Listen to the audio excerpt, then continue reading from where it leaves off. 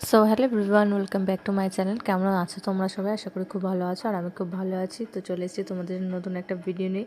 হ্যাঁ, দেখতেই পাচ্ছ আমি কিন্তু চলে এসেছি ফাইনালি দীঘা। তো আজকে কিন্তু আমাদের ডে 1। তো আমি কিসে করে এসেছি না এসেছি তোমাদের সম্পূর্ণ ডিটেলস আজকে শেয়ার করবো এই ভিডিওতে। একদমই স্কিপ না করে দেখতে থাকো পুরো ভিডিওটা। তো বন্ধুরা, বাঙালির কিন্তু সবথেকে প্রিয় ভ্রমণের জায়গা হচ্ছে দীঘা।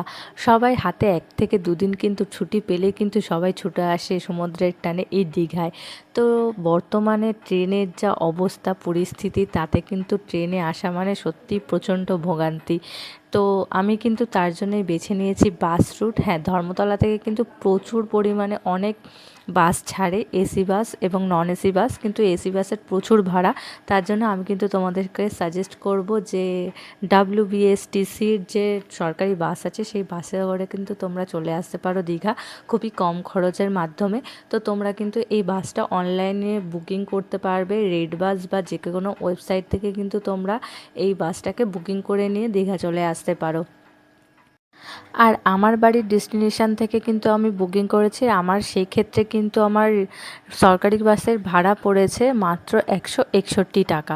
তো তোমরাও কিন্তু একদমই এরকম কম খরচের মাধ্যমে সকালবেলা ফুরফুরে হাওয়া খেতে খেতে সরকারি বাসে করে একদমই পৌঁছে যেতে পারো নিজেদের ডেস্টিনেশন, সবার প্রিয় বাঙালির প্রিয় ভ্রমণের জায়গা দীঘাতে। তো এখন কিন্তু আরও সহজ হয়ে গেছে যাওয়া। তো ট্রেন ছাড়াও কিন্তু তোমরা এইভাবে যেতে পারো, তাতে কিন্তু তোমাদের খরচটা অনেকটাই কম হবে। আর এসি বাসের খরচটা কিন্তু অনেকটাই বেশি পড়ে, যার জন্য কিন্তু অনেকটাই সমস্যা হয়ে যায় আর অনেকটাই কস্ট বেড়ে যায়। তো তোমরা কিন্তু সরকারি বাসে যেতে পারো। তো দেখতেই পাচ্ছ আমি কিন্তু মানে আজকে সকাল 11টাতেই ঢুকেছি, সকালে 5টার বাস ধরেছিলাম। তো তোমরা কিন্তু বিভিন্ন টাইমের বাস আছে, তোমরা কিন্তু সেটাই নিতে পারো। তো আমি 5টার বাসে এসেছি, 11টার মধ্যে পৌঁছে গেছি দীঘা। তো আমি কিন্তু হোটেলে ব্যাগটা রেখেই চলে এসেছি সমুদ্র দর্শন করতে। আর তোমাদেরকেও তো বন্ধুরা, এসেই কিন্তু সমুদ্রের পাড়ে দেখলাম এখানে কিন্তু এখন চলছে জোয়ার। দেখতেই পাচ্ছ স্নান করতে কিন্তু কাউকে নামতে দিচ্ছে না। আর ঢেউটা দেখে তোমরা বুঝতেই পারছো একদমই কিন্তু পাড়ের কাছে চলে এসছে, আর ডলটা অনেক বেশি। তো আমি একটু এখানে বসে ভিডিও আর ফটো তুলে নিলাম। দেখতে পাচ্ছ ভিউটা কিন্তু খুবই সুন্দর লাগছে।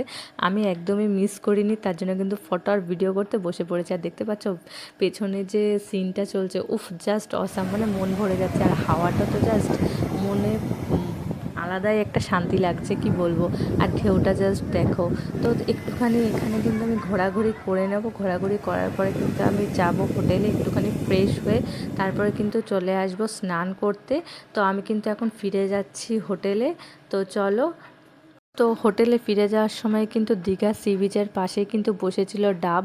আর আমার সেটা দেখে কিন্তু একদমই মানে মন চাইলো ডাব খেতে। আর সি বিচের পাড়ে আসবো, ডাব খাবো না, এটা তো হতেই পারে না, তাই না? তাই জন্য কিন্তু একটা 60 টাকা দিয়ে ডাব নিয়ে নিয়েছি, দেখতেই পাচ্ছ। আর এই প্রচণ্ড এখানে কিন্তু এখন গরম, আর এই গরমে কিন্তু ডাব খাওয়া সত্যিই খুব উপকার, তার জন্য কিন্তু একটা ডাব নিয়ে নিয়েছি। তো তারপরে কিন্তু চলে এসেছি হোটেলে। আর এটা হচ্ছে আমাদের হোটেল ভিউ।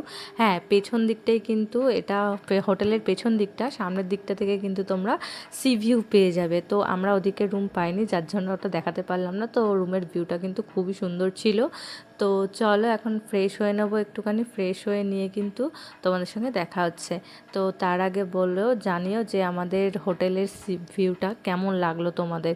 তো কোন হোটেলে ছিলাম কি না ছিলাম তোমরা যদি জানতে চাই কমেন্ট করো, আমি অবশ্যই নাম্বার থেকে শুরু করে ডিটেলস কিন্তু দিয়ে দেবো।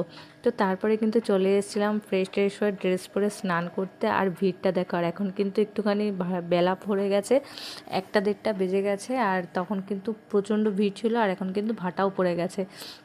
তো আমার যেহেতু একটুখানি চুলের সমস্যা ছিল, তার জন্য কিন্তু আমি সুইমিং ক্যাপ নিয়ে এসেছিলাম, আর ওটাই মাথায় পরে নিয়েছিলাম। জানি আমাকে খুবই অদ্ভুত দেখতে লাগছে, তবুও কিন্তু এটা আমার জন্য, আমার চুলের জন্য খুবই সেভ করছে। তো তোমাদের যাদের প্রবলেম আছে এরকম চুলে, তোমরাও কিন্তু এরকম সুইমিং ক্যাপ ব্যবহার করতে পারো, খুবই ভালো, আর একটুও জল ঢোকে না। তো আমরা কিন্তু খুবই মজা করে স্নান করছি, দেখতেই পাচ্ছ বেশ খুবই মজা হচ্ছে, যদিও ঢেউ বেশি না আর একটুখানি কাদা জল সবাই জানো, তবুও কিন্তু ব্যাপক মজা করছি। তো তোমরাও কিন্তু এরকম গরমে একটুখানি স্বস্তির হাওয়া খেতে কিন্তু চলে যেতে পারো দীঘা। আর দেখতেই পাচ্ছ আমার তো বেশ মজা লাগছে, তো তোমরাও এরকম মজা করার জন্য চলে যেতেই পারো। তো দেখতে তো আমি একটু সমুদ্রের মজা নিতে থাকি আর মজা করতে থাকি, আর তোমরা ভিডিওটা দেখতে থাকো। তো ভিডিওটা কেমন লাগলে অবশ্যই জানিও। তো এই ভিডিওটা তোমাদের ডে 1-এর জাস্ট স্নান করার পর্বটা শেয়ার করলাম। তো এখনও আমরা কিন্তু 2 দিন থাকবো, আর বাদবাকি কোথায় ঘুরবো না ঘুরবো আর এখানে কি কি দেখার জায়গা আছে না আছে নেক্সট ভিডিওগুলোতে কিন্তু আমি শেয়ার করব। একদমই নেক্সট ভিডিওগুলো দেখতে মিস করো না। তো চলো আমি এখন এনজয় করে স্নান করতে থাকি। তো ভিডিওটা আমি এখানে এন্ড করলাম। ভিডিওটি কেমন লাগলো অবশ্যই জানাবে, আর ভালো লাগলে লাইক কমেন্ট শেয়ার করে দিও, অ্যান্ড চ্যানেলটা সাবস্ক্রাইব করে দিও। তো দেখা হচ্ছে নেক্সট কোনো ভিডিওতে। তো তার জন্য আজকের জন্য টাটা।